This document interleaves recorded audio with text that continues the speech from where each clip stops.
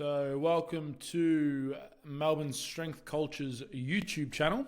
I'm actually going to take a bit of a different approach today, mainly just for some practice, and obviously there will be some take-homes for this video, but I want to practice doing this style of content because I have a few projects coming up and this is how I want to run them. So enjoy this, and if you have any questions, drop them in the comment section below because I'm happy to discuss any of this. But obviously today we're going to be talking about the rotator cuff. Just a little bit of a mini lecture about some of the anatomy and what's going on within the shoulder and some of the kinematics that are occurring and the role of some of the major muscles, including the cuff.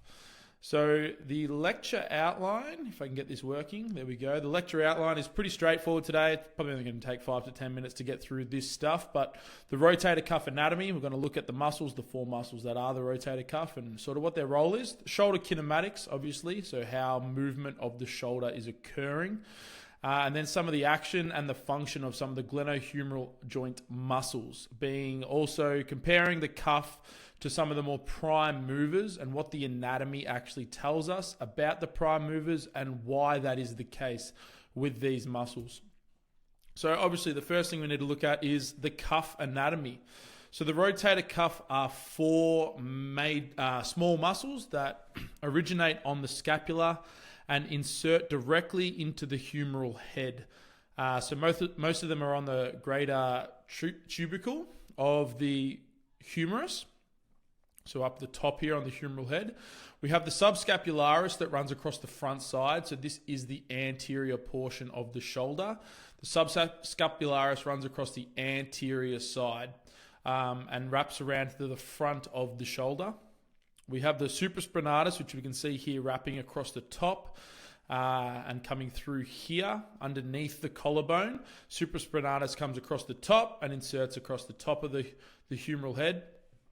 On the back side, we have the infraspinatus, which is probably the biggest posterior cuff muscle, and that inserts on, as we said, the scapula and then wraps around into the posterior side of the humeral head here. And then we have the teres minor that runs inferior to the infraspinatus, and supraspinatus, but that comes underneath here. And the 4 muscles, when we look at them in this way, we can see that they encase the humeral head completely. Subscapularis on the front, supraspinatus on the top, infraspinatus on the back side, and teres minor coming through a little bit more inferior, but also on the posterior side. So all 4 of those muscles completely encase the humeral head.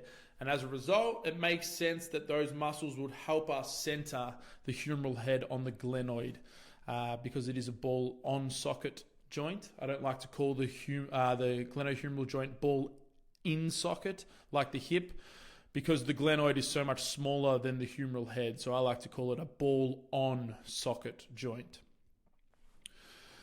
So in terms of kinematics, we can sort of break it down into 2 major groupings. Osteokinematics, as is stated here, is the global joint movements relative to the planes of motion.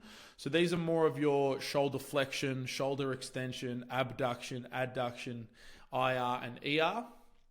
Arthrokinematics, however, are more of the minute movements that are occurring relative to the joint surface. So what is the humeral head doing relative to the glenoid itself? And how is that sliding, gliding, rocking and rolling occurring throughout the movement, throughout the main movements? So for shoulder flexion, what is occurring? We're getting sort of like a posterior, inferior drive and roll of that ball on the socket.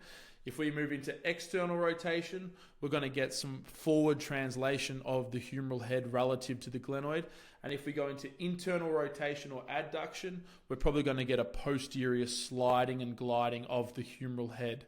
We're not going to break out that too much today, but what we will go back to now is we can see when we look at the cuff anatomy, we can see how these 4 muscles are going to control those arthrokinematics. So some of those smaller movements where the ball wants to ride and slide and glide away from the glenoid, which would be underneath the subscapularis here, we can see that these 4 muscles would do a really good job of controlling those smaller movements because they're attached directly to the humeral head.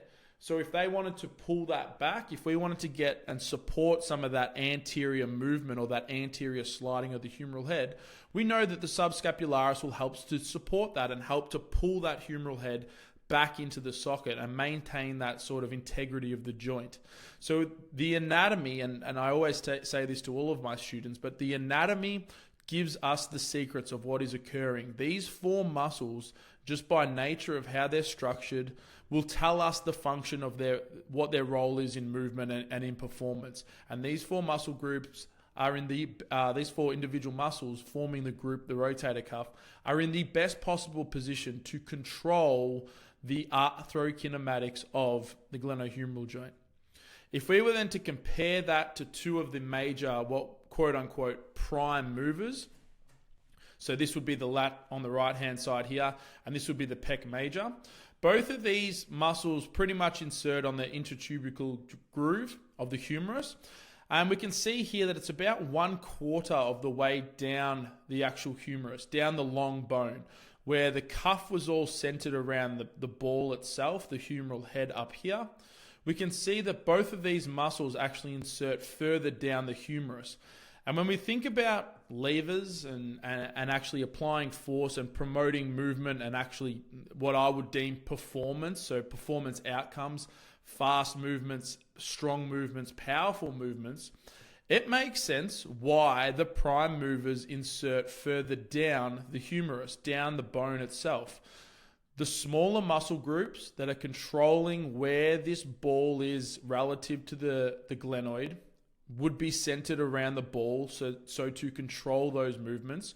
Whereas the muscles that are more prime movers and generating the force, they will sit further down the shaft so that we can have an efficient movement. And this is what the glenohumeral joint is. It's a third class lever. And that is the fulcrum being the glenohumeral joint itself. So this would be the glenoid, this would be your humerus. If I wanted to move this load and move it efficiently, I'm better off pulling from further down the shaft. It's going to be a lot more efficient for me to pull this load closer to the load itself. If I'm trying to lift the load from here, I have to generate a hell of a lot more force to counteract this long lever. Whereas if I was to apply force here, I could move this load a lot easier and apply less force to the system to generate the required amount that's needed to move the load. So it makes sense though then that the lat and the pec major, two of the prime movers of the glenohumeral joint, two of the movers that control the osteokinematics, those big global movements, would insert further down the bone, whereas the things that control how the humerus sits relative to the glenoid would be centered closer to the actual joint itself. The rotator cuff all inserts up here, whereas the lat and the pec insert down here.